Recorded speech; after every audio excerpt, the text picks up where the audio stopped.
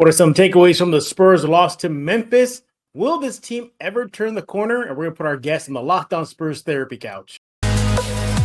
You are Locked On Spurs, your daily San Antonio Spurs podcast.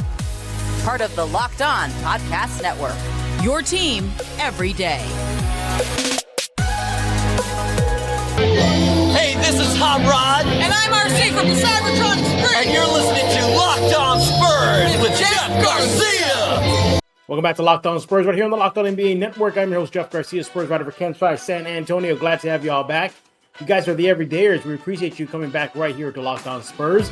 And by the way, Happy New Year, everybody. Happy New Year. Hopefully you had a great one getting 2024 off on the right foot. Hey, you can find us on iTunes, YouTube, GameTime Plus app, Spotify. The list goes on and on. Subscribe to Locked On Spurs wherever you get your favorite podcast. Today's episode is brought to you by GameTime. Download the GameTime app today, right now. Create an account. Use code LOCKEDON for $20 off your first purchase. So what are we talking about today? I'm going to give you some quick takeaways from the Spurs loss to Memphis. They're going to bring in our guest, Raul Dominguez, AP sports writer here in San Antonio. We're going to be discussing whether or not the Spurs will ever turn the corner this season. And then he's going to go to the Locked On Spurs therapy couch to get some things off his chest about what's bothering him about the silver and black. But about they lost to Memphis 106-98. Spurs fall to 5-28. They'll next play the Bucks in San Antonio Thursday night. What are some takeaways? Well, the first one, I'll start on the Memphis side. First takeaway is that I had highlighted in my preview that the Spurs have to watch out for two players because they seem to be Spurs killers, Ja Morant and Desmond Bane. And sure enough, that's what happened. Those two guys had themselves a game combining for 50 points on the night. You had Desmond Bane take over in the third. You had Ja Morant take over in the fourth. Those are two guys that the Spurs needed to key on. The Spurs did not. Takeaway number one is exactly that. They allowed two guys that historically have cooked the Spurs in their career, and they let them run wild in the second half. Go figure, the second half blues for your Spurs. So you had a healthy dose of those two guys in the second half to push and put away San Antonio for good. Now, takeaway number two, credit the Spurs. I'm starting to see a pattern here. They're making kind of furious comebacks in the late game situations. This Spurs team could have laid it and died versus Memphis in the second half. You're looking at just the second quarter alone. Memphis outscored them 27-17, and then they outscored them in the third 33-28. So they're already in a hole. But this team really furiously fought back and almost could have made things interesting. If you're looking for progress, if you're looking for signs that this team is getting better little by little, I think this is one of them. We saw that versus Portland, another furious comeback. We saw it now against Memphis last night, a little bit of a push late in the game. They didn't die and just wilt. So I like what I'm seeing. I hope this is a good trend. So takeaway number two, the Spurs are not simply just wilting away. They're actually coming back to fight. Takeaway number three, Wembanyama. And what I mean by that, look, he had himself a game, 20 points, 7 rebounds, 4 blocks. But not necessarily what he did, but what his teammates are doing. They're looking for him. Several times on the break, you saw players, where's Wemby? He had Sohan dish it out to him for a dunk. Vassell looking for him in a pick and roll. Trey Jones, the list goes on and on. They're looking for him. They know they have a massive advantage with Wemby in Spurs uniform. So I'm liking where this team is going as far as looking to Wemby as the first option. Now, is it still a work in progress? Of course it is. But you're starting to see that kind of take over now. So, yay, Spurs, you finally get it. You got a 7'5" phenom in uniform. Might as well take advantage of that height and length. And the Spurs are starting to do that. Again, Wemby in a good outing. Keep in mind, he was and he still is on a minutes restriction. Popovich spoke about that after the game. So who knows what he could have done if he was not on a minutes restriction. Quick side notes, Malachi Branham got hurt in the game. He was out for the remainder of the game. He got hurt in the first half. Popovich did say afterwards that the team missed him, Malachi, as well as Zach Collins. But Pop did say he did tip his cap to the team's effort, that they played pretty good defense. But turnovers, I think they had Spurs at 16 turnovers. You can't do that. And you let two guys that are notoriously Spurs killers kill the Spurs, Ja Morant and Desmond Bane. So that can't happen. Spurs, as mentioned, will next face the Bucks. And tall task ahead. But we finally, hopefully, get to see Giannis versus Wemby. That'll be fun to watch. Coming up next, we're going to bring in our guest, Raul Dominguez of the AP Sports Writer here in San Antonio. We're going to be discussing if the Spurs will ever turn the corner this season. And he has some things to get off his chest. So you're going to put him on the Locked On Spurs Therapy couch. First, I want to talk about FanDuel. Look, the NFL regular season is wrapping up, but there's still time to get on the action with FanDuel, America's #1 sports book. Right now, new customers get themselves $150 in bonus bets guaranteed when those customers place a $5 bet. That's $150 in bonus bets, win or lose. What more do you need to go check out and download the FanDuel app right now? The app is easy to use, so many different ways to play and bet. You could do on the same game, live same game parlays. You can find bets with the new Explore tab. You can make a parlay in the Parlay Hub. That's the best way to find popular parlays and so much more. I mean, they got it all. I mean, there's no excuse for you to not download it. Now's the perfect time. NFL action is still going on. NBA season is marching forward. Get on the action with FanDuel. You want to visit FanDuel.com/lockedon right now and make your first bet a layup. FanDuel, the official partner of the NFL. Hey guys, this is Jason David Frank, the Green Ranger, and you are listening to Locked On Spurs with Jeff Garcia. It's morphin' time. And we are back right here on Locked On Spurs, finally joined by my colleague in the Spurs media room. He is Raul Dominguez, the AP Sports Writer. Make sure to follow him on X at Dominguez5. Speaking of X, apparently he also attends the Xavier Institute of Higher Learning. I found out he's part of the varsity club. I saw his jacket earlier, very envious of it. So, by the way, Raul, if you could have one mutant power, what would it be? Well, it'd probably be Wolverine's ability to heal. Yeah, it'd be awesome, right? Can you imagine just regenerating every single time? For me, I'm torn between flight as a mutant power or something about Cyclops eye beams. I like it. Yeah, something about those optic beams that he has. I really would love to have. But enough of the nerd talk. You're not here for that. You're here for silver and black, and that's what we're going to do right now. Look, Raul, it's not the best of seasons. 5 wins so far on the season, and that's it. That's it. But earlier in the season, I think a lot of fans thought they were going to turn the corner with those pair of games in Phoenix. Keldon Johnson literally steals the game away, and then, of course, the Spurs handle business the next game. But that's it. Do you think this team will get there this season? Do you think we'll reach that turn-the-corner point of the season? Usually, like in years past with Pop, he's always tried to gear them so that way that they're playing their best ball at the end of the year. Mm-hmm. And typically, it's back then it was leading to the playoffs. Mm-hmm. I think it's going to be something similar, but I think the second half, maybe the last month and a half, I think they're going to be playing really well. But at that point, it's going to be kind of a lost season anyway. Mm-hmm. But like I said, it's almost like a classroom with Pop. Like he wants them to kind of have this learning curve.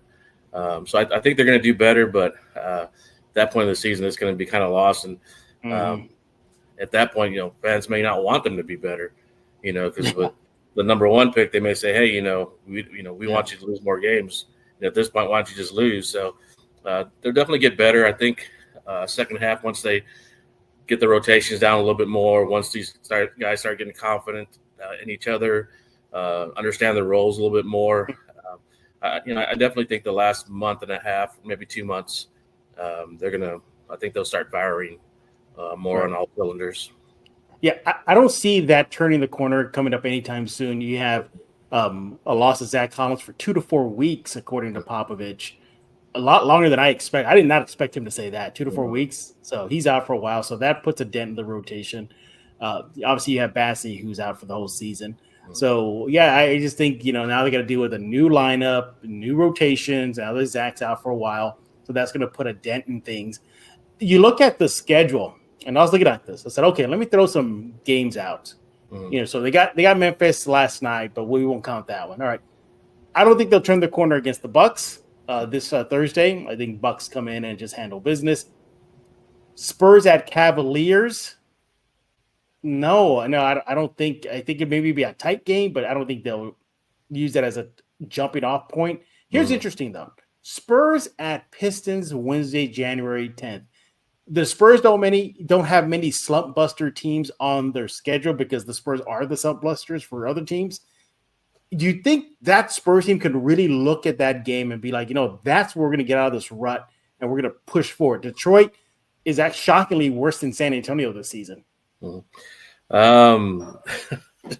know. I can tell by your smile. You're going to say, yeah. Anybody's parade, but one, you got Monty Williams, and Monty Williams obviously knows the Spurs system. Yeah, and I'm sure he's always very competitive against Pop. He loves Pop, but sort of that student teacher role. So I think Monty's going to have him fired up. I think the Pistons aren't going to want to be the worst team in the league. I think they're going to want to win that game. Cade Cunningham, one number one pick against Victor, another number one pick. So I don't know. I don't know if they're going to be able to turn that one. You look at the schedule and you're like, I don't know if it'll ever happen sooner than later. I do agree with you. I think later on in the season it'll happen. There's a lot of factors that that come into that. The biggest one, I think you nailed on the head. If they got to the point now, like, screw it, let's just worry about the lottery now. And I think that'll probably happen ultimately. But you look at that game against the Pistons game. Then after that, it's Spurs Hornets, Spurs Bulls, Spurs Hawks, Spurs Celtics again. It doesn't get any easy. And this is a Spurs team that you can't even look at Spurs Wizards and be like, okay, Spurs got that one, because this Spurs team has proven time and time again, you're better off betting against them than you are for them. And it may be a while, before the Spurs get things going. But here's a little curveball in all this, Raul. Do you think this year's rodeo road trip might push them to turn that curve sooner than later? So what they say? They say that the rodeo road trip is when everything clicks. Do you think that will happen? Last year's road trip didn't go very well. I think they won one game, maybe two games that whole series. I think it's going to help in terms of they're going to be together almost the whole road road trip. I don't remember. I think sometimes they'll come home for a day or two, or but for the most part they stay on the road the whole time. That's always good. It always leads to a little bit more bonding. They get to be around each other all the time. I think that helps with the chemistry on the court as well as off. This group seems pretty tight knit, but at the same time, I sometimes it feels like they're still kind of walking on eggshells around each other. Like they want to do the right thing, and then maybe they're not doing the right thing, but it seems like they're always sort of almost more so like am I doing right by so and so? Am I doing right by so and so? Am I doing right by me? Rather than just going out and just playing. So I think that'll definitely help them with the rodeo road trip. That could be a good turning point for them. I think the All-Star break is going to be good for them as well. Kind of get away, clear their heads. Like I said, I think we talked about it before. The big thing with this group to me is maybe just relax. Like I said, last year's team, because nothing was expected of them, they were very relaxed.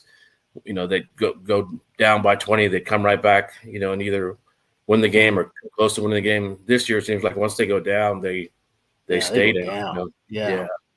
So I think as the season goes along, also, maybe once the expectations sort of diminish and a little bit more, I think they'll start easing up.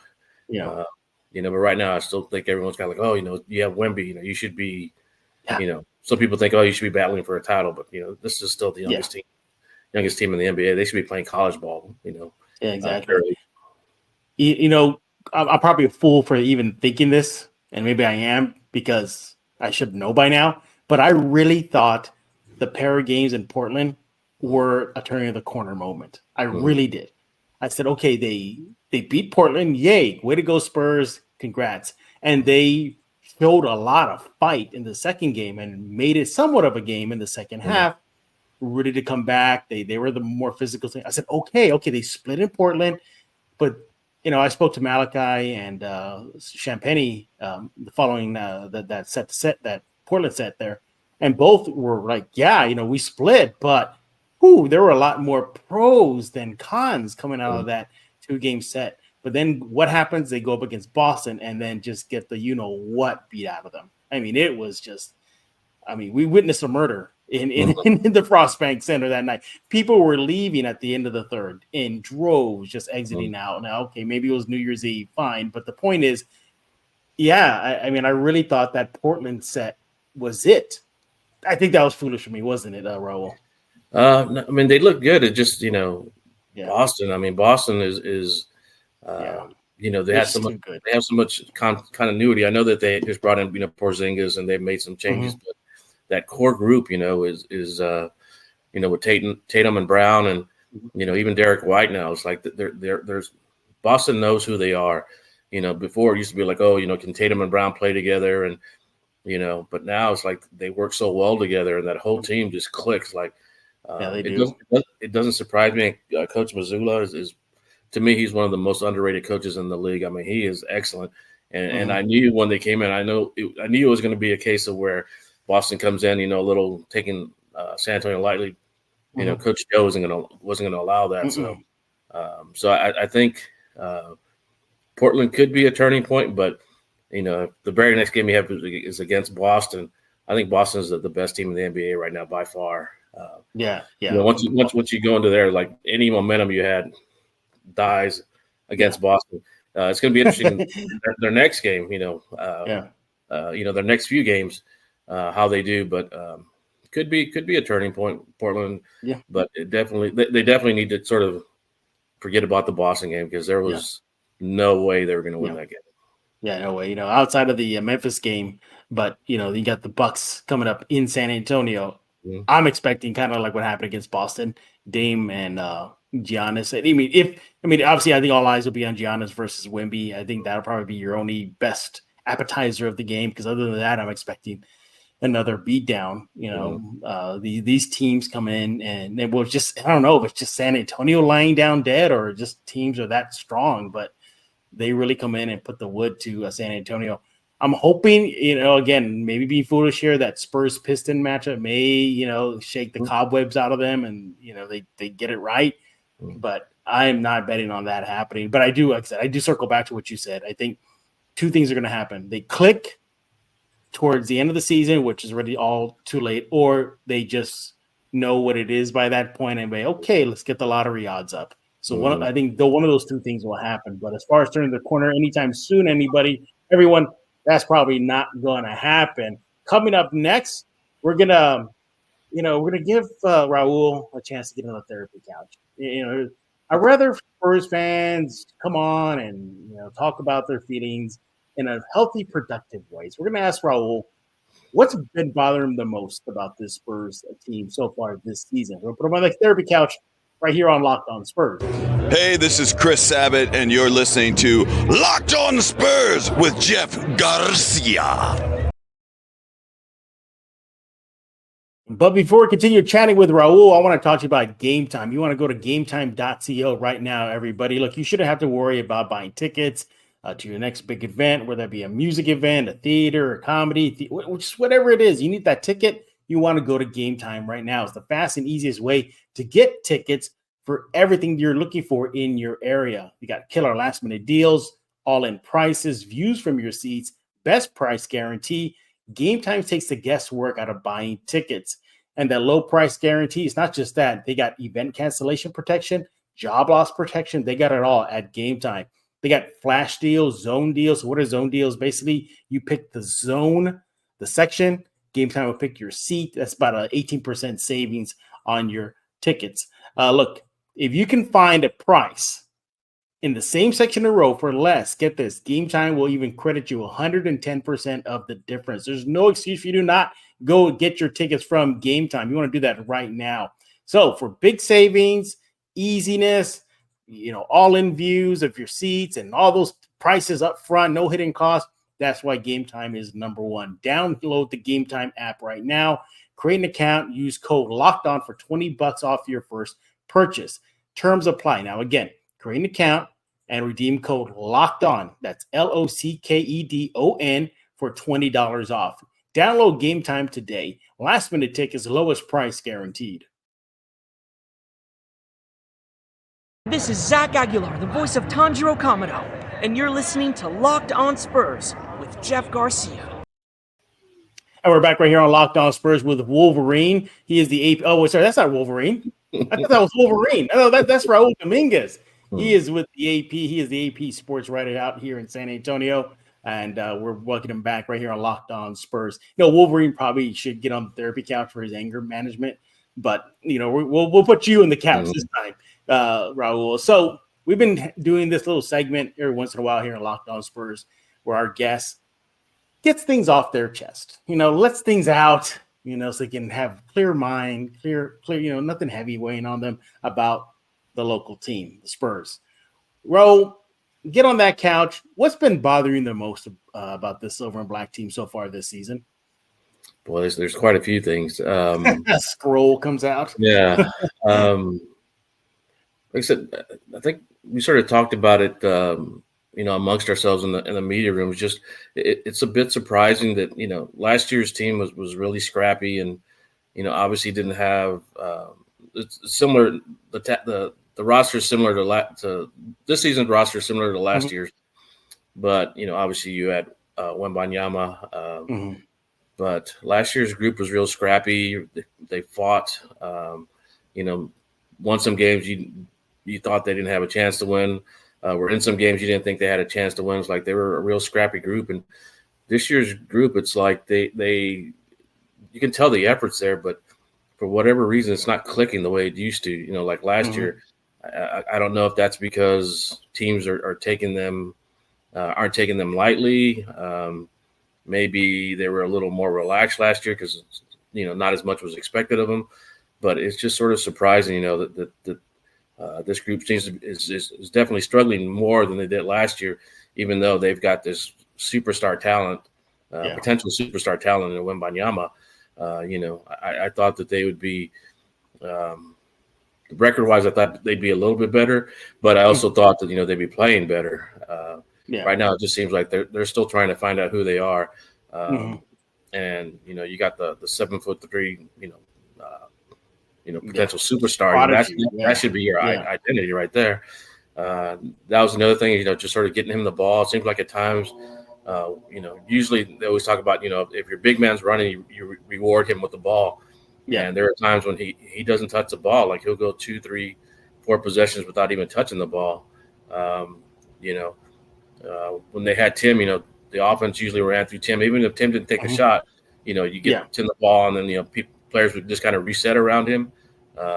That's not really happening right now. So that's another thing where I'm just sort of surprised by that. I know that they're working on trying to get him the ball more. I know they've talked about we need to get him the ball more,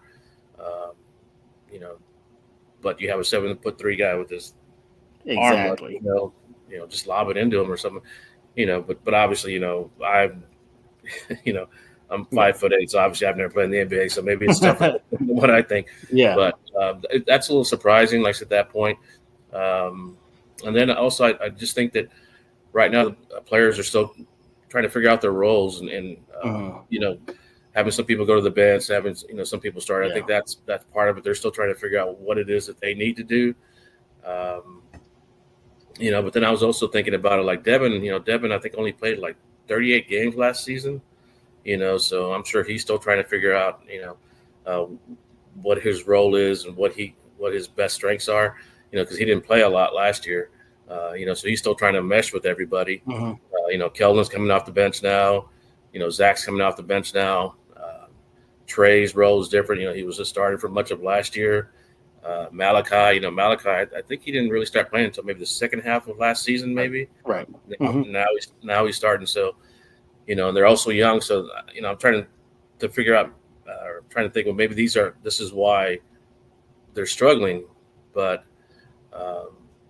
like I said, it's just surprising that they're still, still trying to figure everything out, and trying to play as a unit right now, and right now it seems like just kind of a collection of individuals out there at times.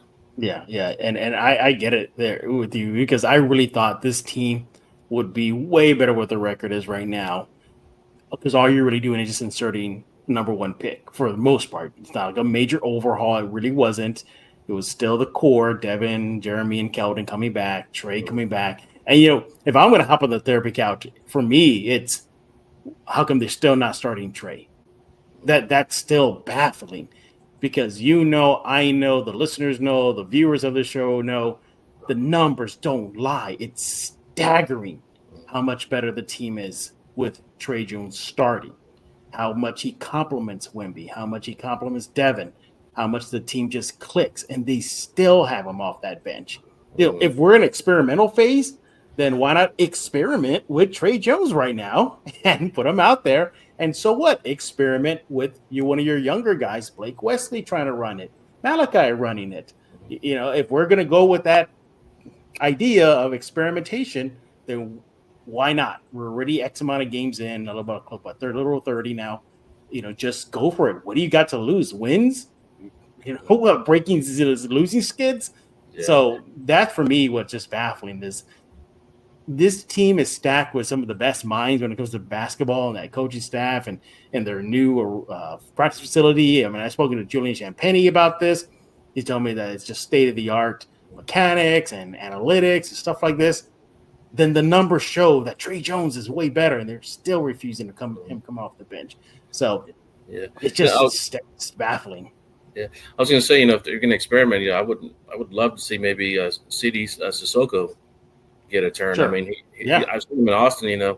I don't know how much of he's been at point guard, but to me he's interesting. Like he's big body, plays great defense, hustles.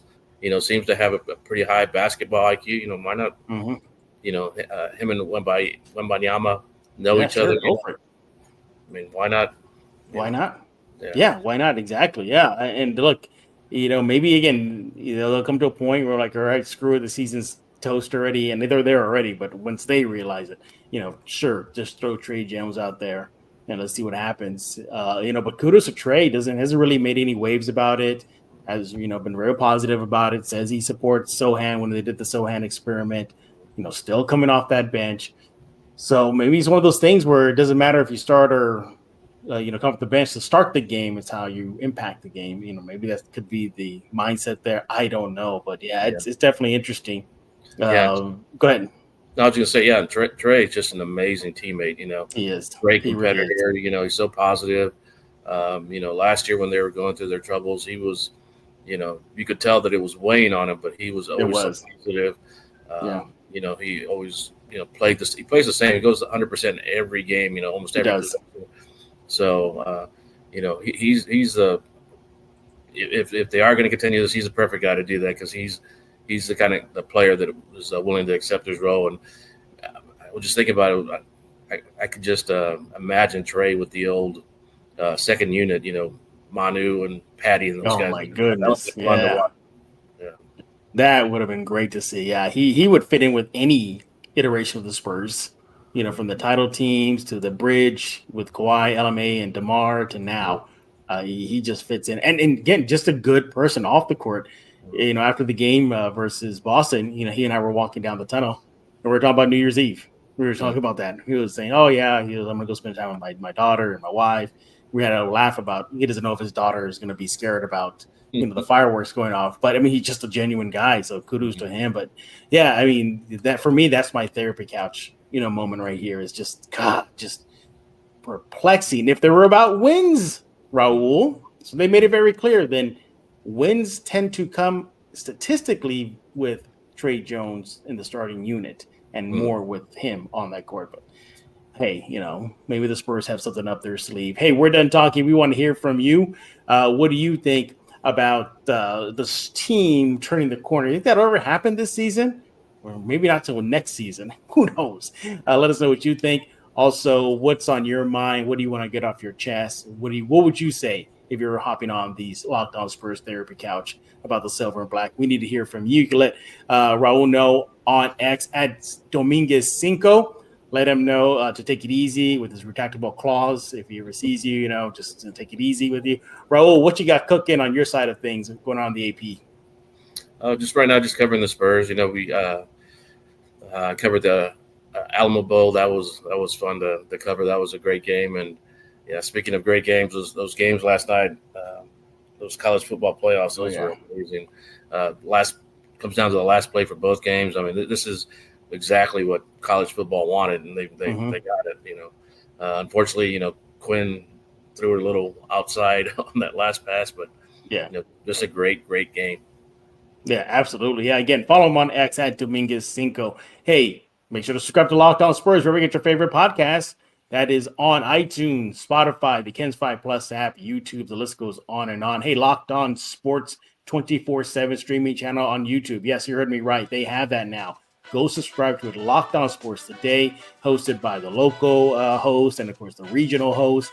All there on YouTube, the first ever 24/7 streaming sports channel on YouTube. Go subscribe to it right now. We'll be back tomorrow, hopefully talking about some wins, something new. I believe Mike Jimenez is making his return to Locked On Spurs. He's been absent for a while. Been doing some dad duties there, Raul. You understand that. So his calendar's cleared up already, so he's going to be jumping on back on. Maybe we'll talk about Sohan. That's always his target. He loves talking about Sohan, so maybe we'll talk about him. But for Raul, Logan, Dominguez, I am Jeff Garcia. We're going to put a lock on this episode of Locked On Spurs.